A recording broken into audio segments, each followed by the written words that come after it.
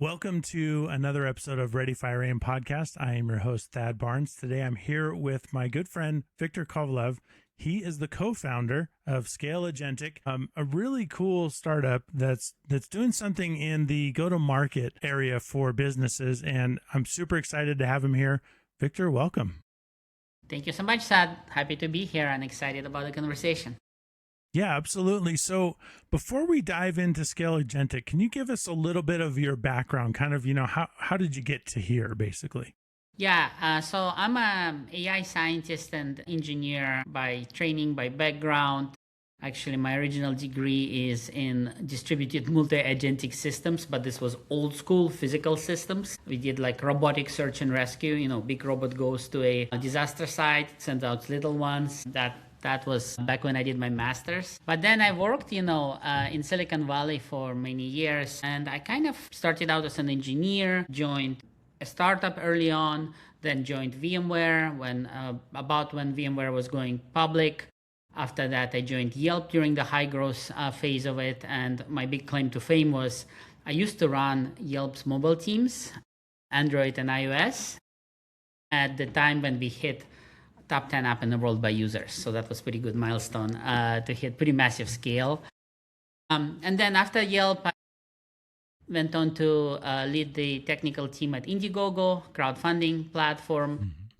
After that, I got kind of headhunted to go to Australia to take an Australian unicorn, Redbubble. They were going public and they wanted a CTO with prior IPO experience. And then after that, I worked for another company in Australia, MedAdvisor, which is in health tech, also a listed company. So I kind of ended up starting as an engineer and then being a technical leader on a lot of high growth companies, just when they were entering that S-curve of really high growth. And then that's been a sweet spot. And then through those journeys, I've always worked as a mentor, advisor, working with accelerators, working with really early stage startups. Always wanted to make a plunge and then decided to do so. And so this is actually my second startup now. The previous one was called Scale Growth, and we bootstrapped it to profitability all the way. And then this new one, ScaleAgentic, is the latest baby that came online, a few months ago and going well so far. Good. Well, you've kind of been through the entire gamut from having your head in the weeds, so to speak, to leading teams. I'm curious, in your experience, what has it been like as technology has changed and kind of getting people, especially teams that are maybe not so technical, to actually adopt technology? Because that seems to be one of the biggest challenges and something that I thought when I was younger, I thought, everybody's just going to be technical. I grew up with a computer. Everybody, in my generation grew up with PCs. They should all just be pretty technical, but that's not really the case.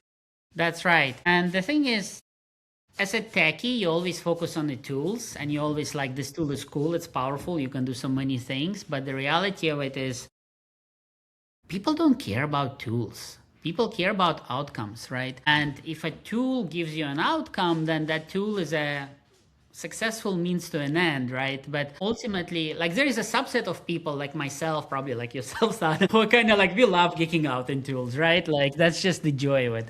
But for most people, it is about outcomes and it's about getting there. And so I can share, for example, at Redbubble, at Indiegogo, at Yelp, worked with a lot of executives, right, who are trying to drive growth, enter new markets, really make the business successful. And it's always the same story. You talk about tools, for example, analytics tools, right, for product-led growth. And there's many great tools in that space. What people really care about is having their questions answered, and even better, more importantly, having somebody who is proactive, who can drive outcomes that they care about, right? And helps them achieve their goals, right? And if you can do that, that makes all the difference. And the tools really become secondary. So what I've found is that whenever I've tried to focus on the tools, it inevitably backfired and didn't go very well. And whenever I try to focus on outcomes, it really works much better. And you see this, like if you've ever been in a boardroom, right, for a tech startup, right, a huge part of that conversation is being able to translate, right? A CTO would go in there and translate from the technical world to the business world, right? And then every leader is like a master of their craft and master of their area, but their job is to almost like translate to others. What does it mean for the bigger picture of the business? And so those conversations really tend to be much more impactful. Yeah, and especially not only the outcomes, but aligning kind of personal outcome desire, right? People on your team, they care about the company, they care about what they're doing, but they also care about their own goals. And if you're all kind of aligned strategically in those goals, it really helps people to kind of go in the same direction, right? And using technology as the tool to help each individual person with even their own personal goals can really help drive a team. Absolutely. Bring them together, Absolutely. I mean, ultimately, we all have our goals. We all have our objectives. Everybody has their KPIs. Everybody knows, you always know what do you want to be able to say during your next conversation with your boss. And everybody has a boss. Even, CEO has a board, the board has investors, et cetera, right? And you know what it is that really matter in those conversations. And ultimately, what are the criteria by which your business or your team or yourself, the success or failure of that is judged, right? And as long as the tools can be aligned to move the needle on those KPIs, the personal KPIs, you really hit the nail on the head. That's what makes all the difference. Yeah, and it seems like tech companies that really get that seem to grow really quickly. You hear the horror stories, but what's more interesting is the success stories and how leaders get people to kind of all align and drive the bus all in the same direction. You've had 3 successful IPOs. How does somebody that is so technical really kind of help that vision and drive that? You mentioned CTOs kind of being that gap, right, between the technical world and the business world. Especially when you're talking about AI now that people are so freaked out it's going to, take their jobs. How do you bridge that gap? Yeah, I mean, it's about people, as funny as it is. It's not about technology, and it's about building those right relationships, and it's about aligning and understanding what the other person cares about. So like I can tell you a story, for example, at Redbubble, I can tell you both a failure and a success, right? So at Redbubble, we were going through a really high growth phase. And Redbubble is a product on demand marketplace where you can take any photo or a painting or any kind of art that you create, and Redbubble will show you a virtual preview of what that looks like on different physical products, a shirt, a couch cushion, phone case, etc., many different SKUs, many different products, but those products, they don't exist until you order them. And so there is always this question of like, what kind of product line should we be launching? Which ones are we sunsetting? Which ones are we promoting, etc.? And so we tried for the longest time getting all the different teams within the business to think in that like product-led growth mindset, right? And we tried to introduce all these analytical tools, user tracking tools, different GTM tools, right? And the adoption of it was really struggling because people would just get tripped up by, you have to ask the right questions. And to do that, you need to know which questions to ask. And that in itself is like an art and a science. And it doesn't matter how good the tool is. And what really worked was actually not focusing on the tools, because we tried doing that for a while and it just kept backfiring. People would not use the tools. The teams would not be, they would have all this amazing technology we would expose to them, and none of them would be doing anything with it, right? And then what happened was actually our CFO, a fellow by the name Chris, he is a brilliant business leader. I learned a lot from him. And he did this thing where he started this tradition of doing lunches with me, where we would go to have lunch, every couple weeks together. And he would just download into me what he cares about. Something along the lines of like, okay, we just went public. Now as a CFO of a listed company, here are the things I really care about. For example, leading up to the holiday season, I really care about de-risking our holiday fulfillments and our holiday trends, and also, of course, the revenue numbers. And so he would kind of tell me like, so now at this part of the year, I really expect you to be proactive and, barge into my office if there is a risk or an opportunity that your team identifies, right? Mm-hmm. And the funny thing is, this is a brilliant, brilliant leader, Chris. I have huge respect for him. One of the smartest execs I've worked with.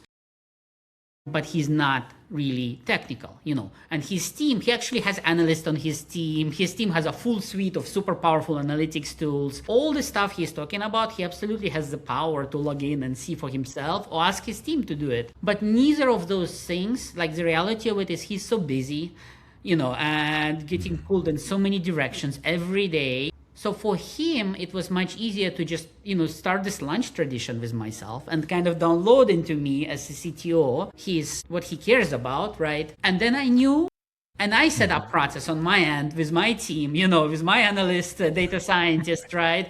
And I did barge into his office a few times with either good news or bad news, right? Which he really appreciated.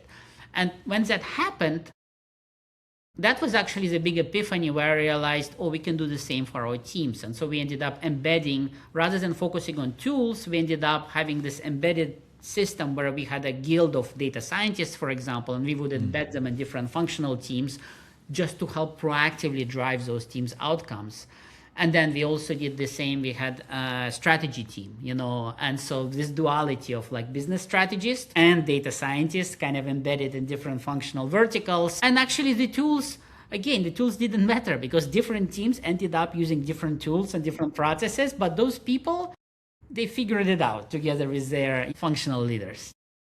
It's an interesting concept, right? Because we always talk about as leaders that we need to listen to the team. We need to listen to what's important to them. We need to listen to what motivates them, what drives them, rather than just stick to the KPI, manage what gets measured gets managed, those kinds of things. But we don't often think about how that same logic can go up, right, to our boss. Sometimes our bosses need to just be heard. They need to express what's important to them, what motivates them, what they're looking for, so that the people that work for them can be part of their their emotional engine, right? What actually matters to them more than just the numbers. It's a really interesting concept that I think that most of us miss, including myself. For much of my career, I hadn't thought about that. No, I think that's a really good insight, and I think that's very much the case. Yeah. So I kind of want to change to what you're doing at Scale-Agentic, because there's so much money spent on the lead up to going to market with anything, whether it's a product or service. There's consultants out there that charge tens of thousands of dollars to help you and your company figure out, okay, this is what you need to go to market with. And people put a lot of time and energy into that. And we talk a lot about AI on this show. You're solving that problem using AI, and I've never seen anything like it. I'm curious, how did you get there? How is this the thing that AI needed to solve for you or someone and kind of, where are you going with it? Yeah, great question, and perfect segue actually from what we talked about a minute ago, because the epiphany to build this really came from this realization of how people work with human executives, right? You have this dynamic of when you hire an executive on your team. I don't mean a junior person. I don't mean somebody who is just focused on execution, but a true executive, a leader, right? A trusted lieutenant. Or maybe you hire a BCG consulting group, right? To bring in experts, again, for tens, if not hundreds of thousands of dollars. These are big investments, right? You bring in a consulting firm or you hire an executive. But what you get from them is you get this person who can truly understand you, truly hear what matters to you, ask the right questions, which is really difficult. I'll come back to that in a moment. Really understand the constraints, and then help craft a strategy proactively to help you hit your goals, right? Ultimately, what we talked about. And so in the world of GTM, the problem is people are drowning in tools. Just building a pipeline alone, right? You have amazing tools ranging from Clay to Apollo to HubSpot to all sorts of AI SDRs, you name it, right? And all of those tools are amazing. And each one of them is super powerful. But if you onboard with Clay, for example, like their own onboarding is like it starts with a blank canvas problem. And then you have to join the Clay Academy to learn about how to use it. And all these tools are like that. All right. I love Clay, by the way, they're a great product. But each one of them, you have to choose a tool, set up the tool, configure the tool, manage the tool, supervise the tool, feedback the tool, train the tool, babysit the tool, micromanage the tool. You end up hiring a human to run the tool, or you be that human, right? You end up spending all your time doing it. And I hear this time and time again, right? People are like, oh, I'm spending half my time doing GTM, research, for example, or setting up processes. When you hire a human, it's very different, right? You have that onboarding conversation, a series of conversations, you give them their constraints, they do ask the right questions. They draw the data out of you, they understand where you just want them to run with it, only bug them for approvals, versus where you want to be more involved, right? And a good human exec can kind of strike the right balance. They will go figure out the tools. They will gross hack, experiment, try different things, find a process that works. And once they do, then they scale it, right? Then they automate it and they, blow it up at a major scale. And so what we decided to do at Scale-Agentic is to do exactly that. So we are not building a GTM tool. We are building a GTM executive who happens to be an AI. So you interact with our product just like you would with a human executive. We have customers on email threads with it's called Agent Scout, is our AI GTM executive. And basically they give it projects. They give Agent Scout go-to-market motions end to end. We want to penetrate fintech and healthcare for Fortune 1000s in Chicago area. For example, that's a GTM motion. There's so many different ways you can go about it, right? They're from cold outreach to community-driven to partner channels to different strategies to events to, et cetera, et cetera, et cetera. And what does a good human executive do? Is given an objective, they understand the space, they do the requisite research, they do all the best practices like competitor analysis, positioning, branding, et cetera, et cetera. Then they experiment, they gross hack, they figure out how to run that motion. And then once they find something that's working, then they scale it. That's what our AI solution does end to end. We work with different tools. We are stack agnostic. We can integrate with your own stack, whatever you love to use. Our AI exec can also recommend tools. And when they build these, gross hacking experiments and new go-to-market motions, they will pull in other tools under the hood. But ultimately, the conversation and the interaction, it's really shifted from, it's not a tool, you just talk to it like a human. And in fact, we have a portal. You can log in, just like any GTM tool. You can see your CRM-like thing. You can see all the conversations, all the projects it's doing. You can track the progress, all the milestones. You can do all that. But what people really love, because people are busy, people have many things, many skillets on a stove, right, at the same time that they're cooking with. And they love this interaction where they just talk to our agent like they would to a human executive, and they wait for it to proactively reach out when it's the next, it needs something from them or it has a new milestone deliverable, and they basically outsource their projects to it. So that's been working really well. And when you're building this, are you using an LLM that we're familiar with? Are you in-house and building your own kind of models? I'm curious in a number of ways, because there's obviously an IP and a security issue if you're using somebody else's LLM. So I'm wondering which way you went and how you solved the problem. That's a brilliant question. I'll answer in two parts. So first of all, the secret sauce of Scale-Agentic, the heart of it, is not an LLM. It's a different kind of machine learning and AI algorithm. And the best way I can describe it is through an analogy. So LLMs are really great at things like collaborative filtering. Like when you shop on Amazon, you bought this thing and buy this thing. People who bought A buy B, right? LLMs are great at that.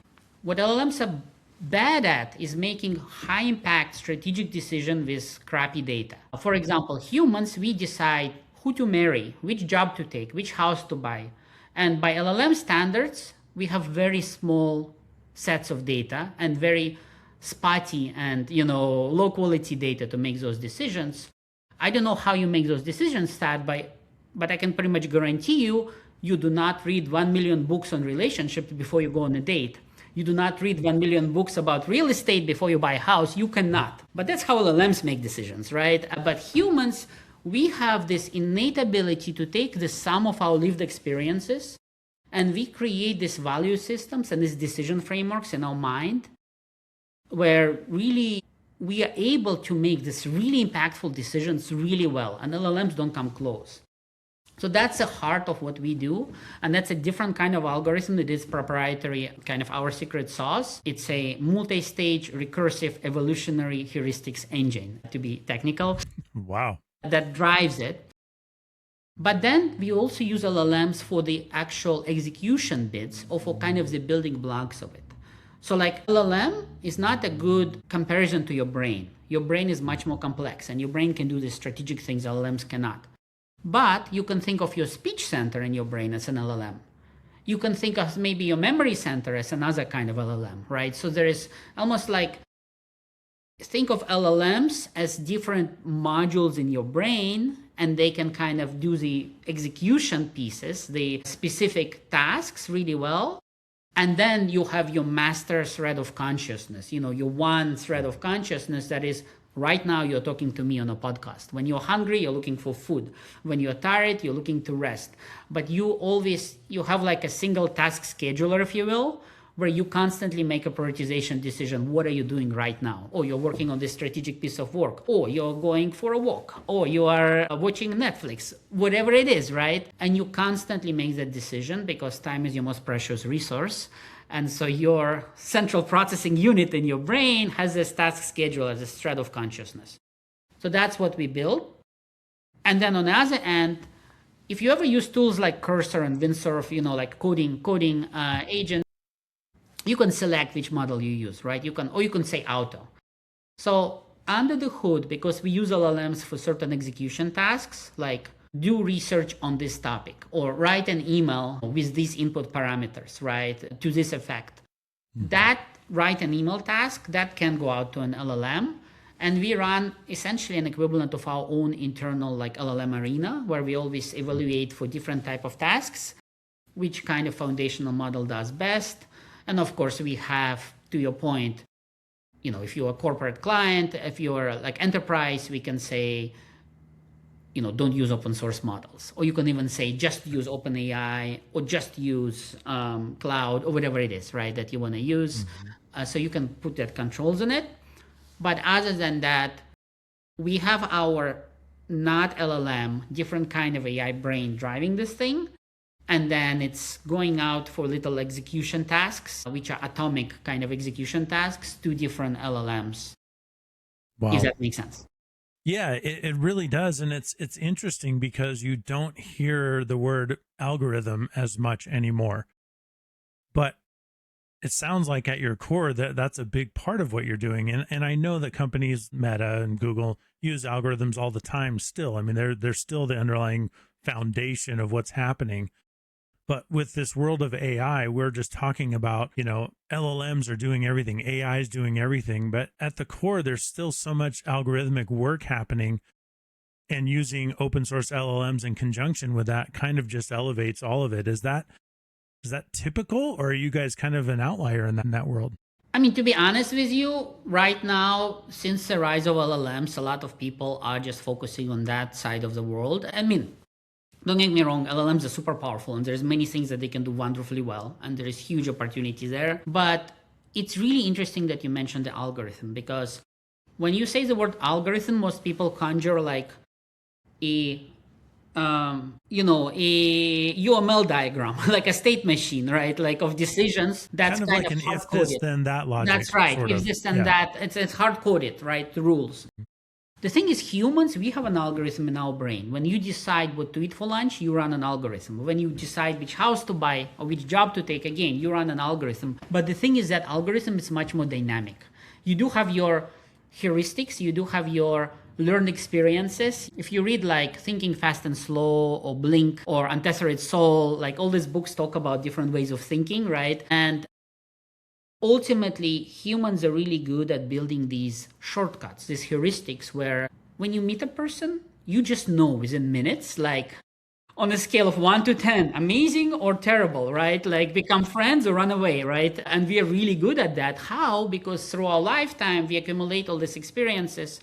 And then we are really good at very quickly applying these experiences to quickly analyze essentially a person. It might be happening subconsciously, but you are running that algorithm when you first meet me, and I'm running it when I first meet you, right? Like, that's a part that is really like, it's this neuroscience, but it's neuroscience less about the hardware, like less about the biology of the brain, more about the software, like the operating system of how a human brain works, that thread of consciousness. I believe to go to the next stage of AI, that's really important because there is 5 stages of AI that I would say there are. The first stage is copilots, right? ChatGPT, you tell it do this, do that, and it's the world's best intern, the world's best minion. It's great at doing things, but you have to kind of micromanage it most of the time. Then you have this agentic AI that's rising now, which is, it's really more of the same, but it's a bit more proactive. It's a bit more like independent, long running, right? It can organize itself, but fundamentally you still have to put in input parameters. You have to create a process, agentic process to run. You have to set it up and then it kind of operates, right? And you train it. The next level, the third level, is what we are working on, which is this equivalent of when you take a human executive and you give them a high level business goal, enters this new market, as an expansion strategy, they take that and they experiment, they do all of this, what I described earlier, and they come up with a whole end-to-end motion to do so. That's kind of the next level. And then beyond that, you have like true invention, like true, not running simulations, actually inventing original things. And that's really hard because the line between a genius invention, every genius inventor like Einstein and Tesla, their contemporaries thought that they were kind of crazy, right? Because the line between crazy genius and just crazy is very subtle. And that's a very hard distinction to make, right? So that's kind of the next level. And then beyond that, the fifth level is, of course, AGI or superintelligence, real superintelligence. But we are right now at level 2 of 5. And there is a few companies that are trying to work toward level 3. We are doing it. A few others are doing it. But most of the industry is focused on, levels 1 and 2, agentic automations, copilots, and again, that's for good reason, because there is still a lot of opportunities there and there is still a lot of improvement that can be had in those areas. But we are kind of trying to play to where the puck is going to be rather than where it has been. Well, you guys are, I've talked to a lot of people that I would say are on leading edge, bordering on bleeding edge, right? And when you hear about AI on the local news or even on national news, they're talking about level 1, level 2, right? Because they're talking to the masses. 999% of people are nowhere near using anything other than ChatGPT. They're not even using agents for the most part, right? The general public. What you're talking about is so far in the future, like you mentioned, where the puck is going to be, not even where the puck is going, but you're 2-3 steps ahead. I'm curious why you called it Scale-Agentic, right? Is that because you want to take agents to the next level? Because I think of agentic as agents, and I'm trying to wrap my mind around where you're going, right? Because this is such next level that I don't think very many people, you said 2 or 3 companies. I'd be surprised that it's even that many that are thinking in this term. Yeah, no, so there's a couple of things. So one is, we are definitely, part of it is we are using terms that are familiar to people. So like people know what agentic means, more or less. They have some idea of it today. Whether it's right or wrong, that's a whole separate discussion, but at least they have some idea. So it's easier to have a conversation when it's anchored in something familiar to them, even though we are doing something different. But then also when you think about human executives, again, just to go back to that parallel, the funny part is, yes, we are working on level 3, which is kind of like the next level of technology, but it's actually ironically the most intuitive. Because guess what? All humans already know how to work with a human executive. And so if an AI can become as good and as robust as a human executive in strategic decisions, all of a sudden, you don't actually need to learn any terminology or this whole new world of AI. You don't like, when I work with you and I'm like, Saad is an amazing business partner or business colleague I have, right? I don't really care about the internals of how your brain works, right? I just know that Saad is amazing, right? Like, and so that's what happens. And so we are trying to kind of bridge this gap, and we are trying to say and communicate to people that yes, we are building underneath the hood this agentic ecosystem and it's powering it. But in reality, you have this interaction with an AI exec.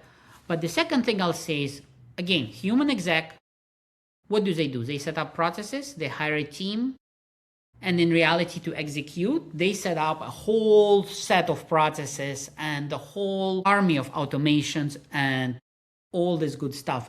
It's just, it's abstracted away from you, right? Because they are running their department, they're running their team, as long as they stay within budget, and within constraints and deliver on KPIs, you don't care, right? It's an implementation detail that they do. But we have the same thing, right? So in reality, Agent Scout underneath the hood has a whole army of like, a team of experts that's powering it, and there's a different AI experts doing different things, and it's really kind of like overseeing them. And the model is very much like a human executive running a team towards a business goal. It's a important distinction, because I think that as people get into building agents, they think it's AI, it can do everything. I'm going to have it do this, this, this, and this, and this, and this. And the agent struggles because currently a single agent really should be just doing one task. So I'll take like maybe lead scraping and enrichment for an example. You mentioned Clay earlier. Clay can do all kinds of stuff, but it's not a single agent. But if you're building true agents, what I might do is have an agent scrape information, say from Google Business Profiles or something like that, Google Maps, but I'm not going to have that same agent go out and enrich those with more data. Right, I'm going to have it store those somewhere, maybe in something simple, a Google sheet. And then I'm going to have another agent watch that sheet. And when new information comes in, it's going to grab that and go and enrich it and drop it into a different sheet. Right. So the idea that a single human utilizes multiple avenues to get a goal accomplished makes a lot of sense. You're right. It is super intuitive. That's right. And I mean, you end up with, yes, you run your Clay and then you use like make on init and you pipe it into your Polo and you pipe that into your Zoom Info, and you're doing ABM, for example, to do in-depth research on those accounts, right? Et cetera, et cetera. Then you pipe it into your AI SEO tools or kind of like your news watchers, right? And researchers. And you can build again, everything that Scale-Agentic can do, our AI executive can do, you can do as a human. It's dozens of tools. You need to know how to put them together, and you need to spend weeks and months of your time building and operating the system. And by the way, you never build it once. It's always evolving beast, right? We talk to people who are we have a customer recently onboarded, and one of their founders is like, I'm spending half my time essentially doing that, duct-taping different GTM tools together and automating them with AI to create and drive an initiative. And he's like, I can do it, no problem, but that's not the best use of half of my time as a co-founder of this company, right? I should be building partnerships. I should be focusing on really high value customers, right? I should be fundraising, etc., right? And so this is where kind of the epiphany for them was I would just hire a human, executive to run all this, but that's a little too expensive and too big a risk, to do. You have to hire the right, you need to know how to hire the right person. And so when we're able to say, you know what, this is just like hiring a human executive, but it's an AI and it's low risk because try it, and if it doesn't work, you can easily fire our AI, right? And it's much lower cost and it's much faster, right? And then it becomes kind of a no-brainer in terms of opportunity cost of time, because could this guy keep doing what he's doing and spend half his week every week on GTM tools? Yes, he could. But he actively wants to stop that, and he wants to get back that time so he can deploy that time for other super important things for his business, right? Rather than GTM processes. And he wants also a thought partner, right? The other thing that we see with our customers is that people really appreciate the fact, like when you hire a good, like again, a BCG consultant to do something for you, or you hire truly experienced human exec, it's almost like they're teaching you, right? They're asking you questions and they're drawing stuff out of you, but also like a CTO is always the best technologist in a company, and the CFO is the best finance person, and the CRO is the best revenue person, right? And Right. so each one kind of teaches the others about their domain, right? And each one kind of like makes the others stronger. And so this business partnership, this sense of a business partner that executive has with each other, people really miss that a lot of times, and they also really appreciate that because our solution is so strategic. Like they use it as this brainstorming sounding board before it goes into execution, right? So that's another aspect of it. Yeah, you mentioned kind of iterative change, right? And if you hire a person to do what you're talking about, it could be 6 months before you realize this isn't working. And now you've spent, 6 figures on their salary and, everything else that goes along with it, the team they hired, and it's not working. Whereas with AI and Scale-Agentic, that iterative change can happen weeks, a month. I mean, it can happen extremely quickly.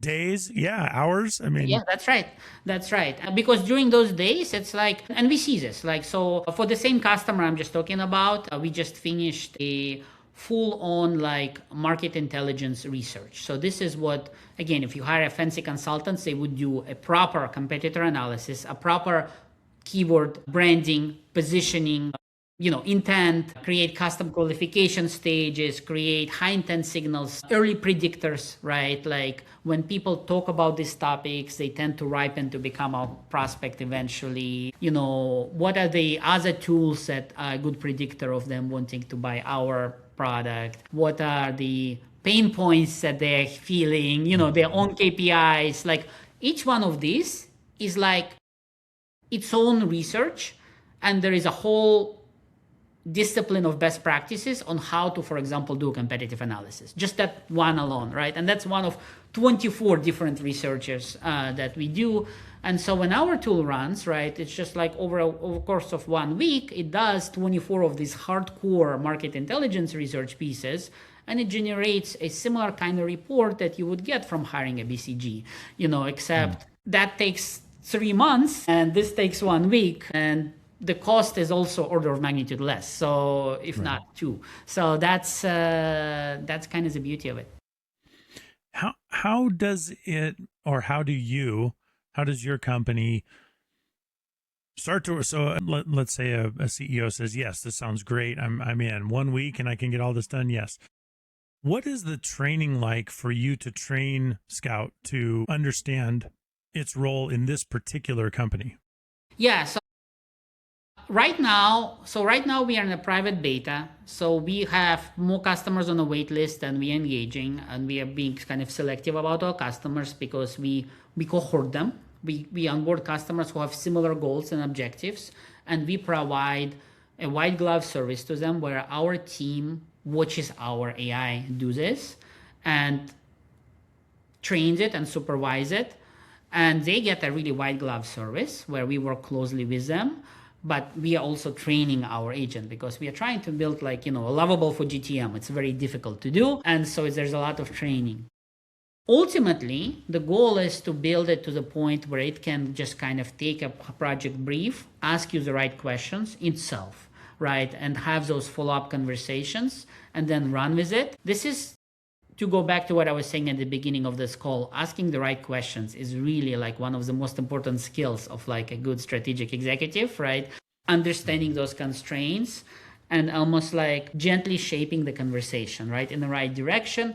Even though I might report to you and you're my boss, but I'm the subject matter expert on this area. And so I'm able to strike that right balance. So that's really like the part that we are working on at the moment. If you're interested, I'm happy to share the info. Please reach out. Like we'll share your use case, right? And if we have high confidence that we can solve your problem, move the needle on your KPIs, then we'll onboard you, and our team will essentially do that onboarding. So you have an onboarding call. It's very much like onboarding a human executive. Like think about like you have an introductory call, you kind of do a little bit of a brain dump and a history sharing. You might then share a Google Drive of documents for them to read on their own time and like internalize, which our agent will do, of course, and contextualize. A lot what it does is just it will go to your website and it will read that website and it will learn on its own, all about your business. But really what we need from you is just most context you can share.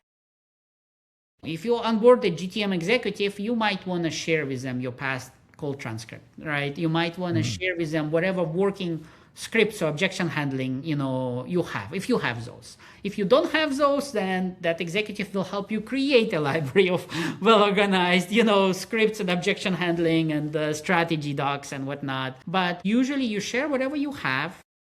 And the goal is to not make work for our customers, right? So we always tell them, whatever you have, whatever format it is, just share it as is, like you would with a human. Mm-hmm. Our AI will figure out what's the state of it, and this is a rough draft versus this is really mature, and then internalize it and kind of go from there. And then for now, while we're in this private beta, our team will have usually like a standing call with our customers to make sure that, it's delivering, it's working, and it's calibrating. And again, we are training the system at the same time. So what is kind of what is your ICP, right? I mean, who do you really want to work with? What are the best companies for ScaleAgentic?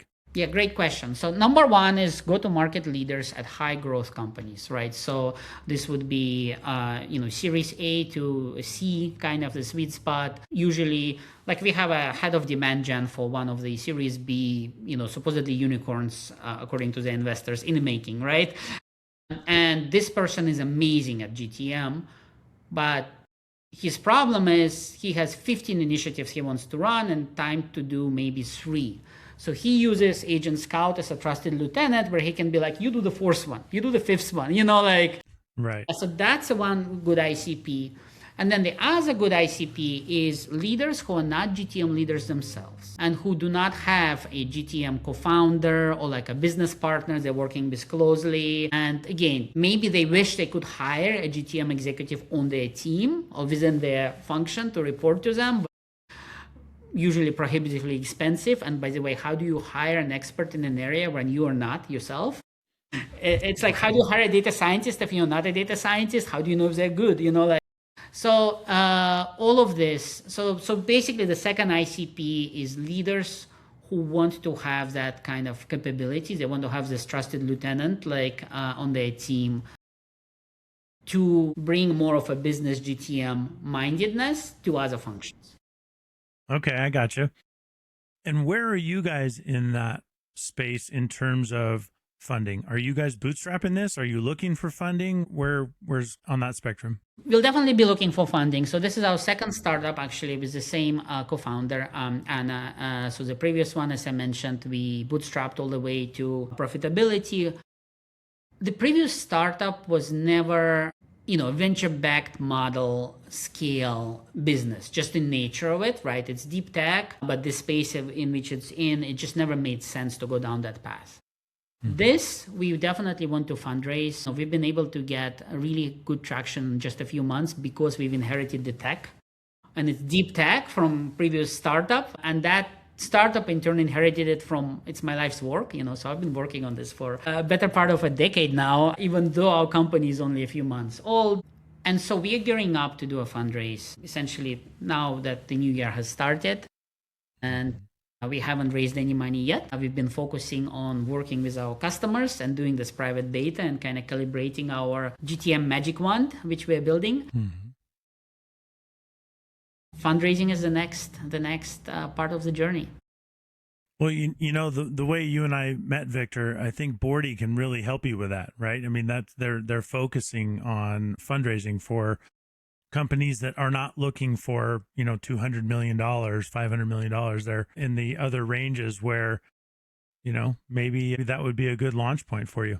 Absolutely, and that's another example of like what Bordy does really well is this anthropomorphization, right? Bordy, you interact with Bordy again, like you would with a human kind of matchmaker, networker person, right? And so the kudos to their team. They did it really well that way. Absolutely. And we will explore all avenues. And, anybody watching this is on an investor side, you want to check out our tools, absolutely reach out. And then once we are fundraising, we're happy to have that conversation. Awesome. Well, Victor, this has been incredible. You guys are next level. It's amazing from when we talked a couple months ago to where you are now, doing live demos and live implementations with clients. I think that we need to do this again in maybe 3 to 6 months and kind of see where you guys are at. Hopefully you guys will be into funding by then. But thank you so much for being here. I have absolutely loved this conversation. Thank you for having me. I really enjoyed it. And I love your questions. And I love the kind of the geeking out on the trajectory of where it's all going. Always a pleasure, Sad. And thank you so much. I am definitely a geek at heart. It is fun to geek out on this kind of stuff. We get so bogged down in the business of it that we don't get, you can just hear the excitement in your voice when you talk tech. So I love it. Awesome. Well, thank you. Thank you so much for having me. And thanks for watching, anybody who is watching this. Yeah. And please check it out. We'll have all of the pertinent information, links to LinkedIn, website, all that good stuff, how you can get a demo. Please reach out to Victor and his team. They're doing some amazing stuff and I know you'll benefit from it. Thanks, Victor. Cheers. Cheers.